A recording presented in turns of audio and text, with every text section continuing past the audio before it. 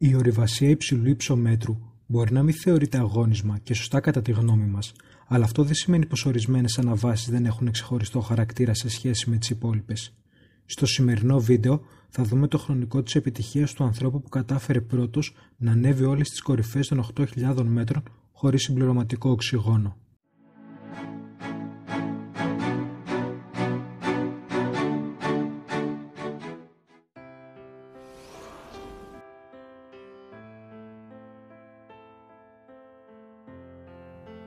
Γεννημένος στην αυτόνομη επαρχία του Νότιου Τυρόλο της Ιταλίας το 1944, κατέχει τον τίτλο του καλύτερου αναρριχητή της ιστορίας. Ας πάρουμε όμως την ιστορία από την αρχή. Από τα 13 του χρόνια, μαζί με το μικρό του αδερφό Γκιούντερ, ξεκίνησε να κάνει τις πρώτες του αναβάσεις. Ήδη, με την ενηλικίωσή του, συγκαταλέγεται στους καλύτερους ορειβάτες της Ευρώπης και είναι έντονος υποστηρικτής του αλπικού στυλ, δηλαδή της αναρρίχησης χωρίς μεγάλη εξωτερική βοήθεια, αλλά και με ελαφρύ εξοπλισμό. Η πρώτη αποστολή ήταν και πιο ψυχοφθόρα για τον Μέσνερ, αφού ύστερα από μια επιτυχημένη ανάβαση στον Νάγκα Παρμπάτ έχασε τον αδερφό του κατά την κατάβαση.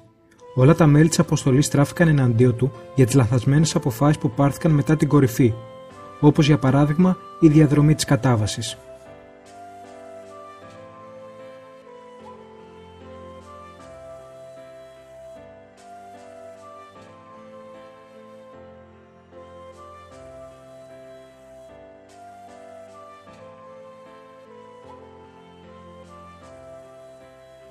Δύο χρόνια αργότερα πραγματοποιήθηκε άλλη μια θρυλική ανάβαση, αυτή τη φορά στο Μανασλό από τη βόρεια όψη που δεν τα έχει καταφέρει κανένας άλλος στο παρελθόν. 4 μέλη της αποστολής του Τυρόλο βρέθηκαν αρκετά ψηλά, αλλά μόνο ο Μέσνερ είχε τα αποθέματα για να συνεχίσει μέχρι την κορυφή. Τα προβλήματα άρχισαν κατά την κατάβαση, όπου και ξέσπασε καταιγίδα.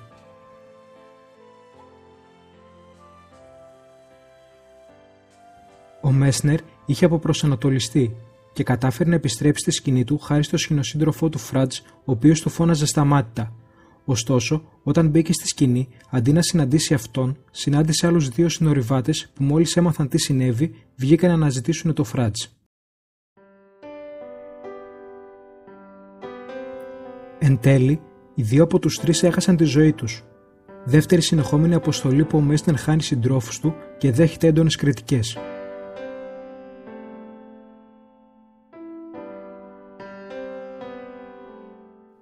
Η απόφασή του μετά από αυτό ήταν να μην συμμετάσχει ξανά σε μεγάλες αποστολές.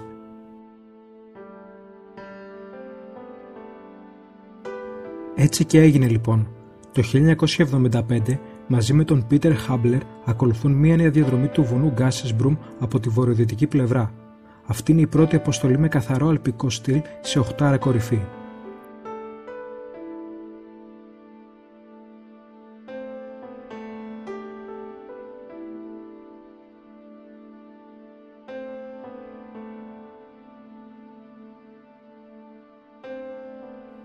Τρία χρόνια αργότερα, οι ίδιοι αποφασίζουν να επιχειρήσουν στο Everest.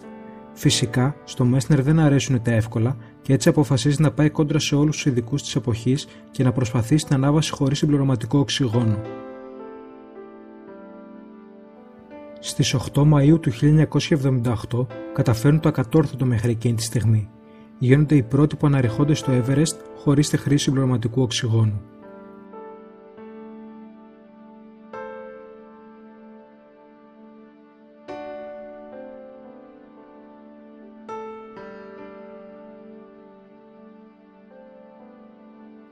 Σαν να μην έφτανε αυτό, ο Μέσνερ την ίδια χρονιά ανεβαίνει μόνος του στον Νάγκα Παρμπάτ, αυτή τη φορά από την όψη Διαμίρ.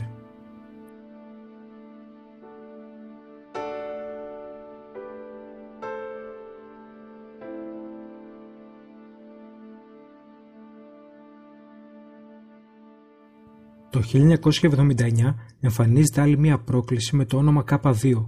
Το σχέδιο ήταν η αποστολή να ανέβει από μια νέα διαδρομή που την ονόμασε Magic Line και βρίσκεται στη βόρεια όψη.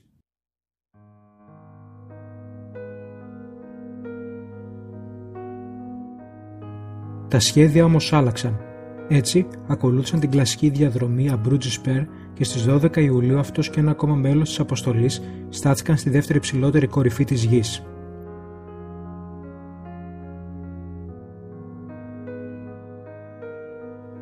Το 1980 αποφασίζει να κάνει άλλη μια παράτολμη προσπάθεια. Ανεβαίνει ξανά στο Everest από μια νέα διαδρομή που δεν έχουν δημιουργηθεί καν κατασκηνώσεις, και όλα αυτά μέσα στην περίοδο των μουσώνων. Ένα χρόνο αργότερα αναρριχάται και στο Σαπάγμα μαζί με ένα ακόμα άτομο, με τις καιρικές συνθήκες να είναι αρκετά δύσκολες. Το 1982 αποφασίζει να βάλει μια νέα πρόκληση στον εαυτό του, 3 κορυφές μέσα σε ένα χρόνο.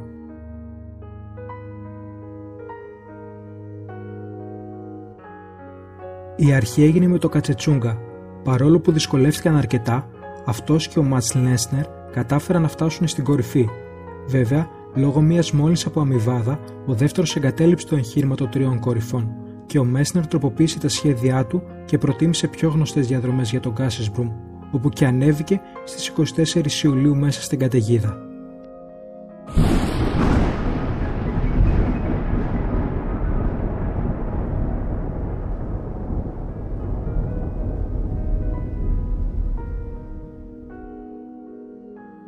Λίγες μέρες αργότερα επιτυγχάνει και στο Broad Peak και ολοκληρώνει έτσι με επιτυχία το δύσκολο αυτό εγχείρημα.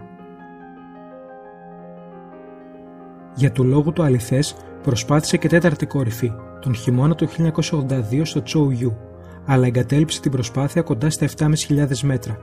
Επέστρεψε όμως λίγους μήνες μετά και τα κατάφερε.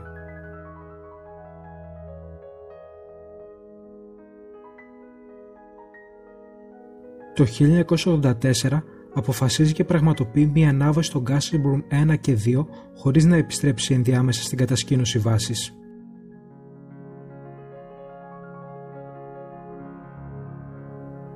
Ο επόμενος σταθμός ήταν το Αναπούρνα από μια νέα διαδρομή και στη συνέχεια το Ντουαλαγκύρι, στο οποίο είχε 2 αποτυχημένες προσπάθειες.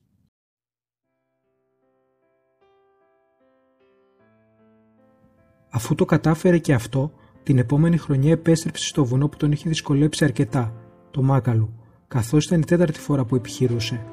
Αφού το κατάφερε τελικά, πέταξε κατευθείαν για τον base camp του Λότσε, ώστε να αποφύγει τις άσχημες καιρικές συνθήκες.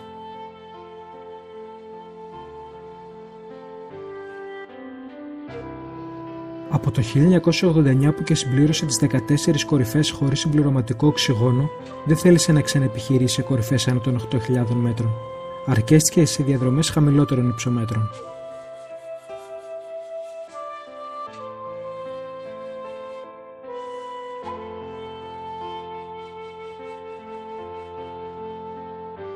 Μετά το τέλος της ορειβατικής του σταδιοδρομίας, υπήρξε έντονος υποστηρικτής των πράσινων και περιβαλλοντικών πολιτικών και για μία πενταετία διετέλεσε ευρωβουλευτής με το Ιταλικό Πράσινο Κόμμα.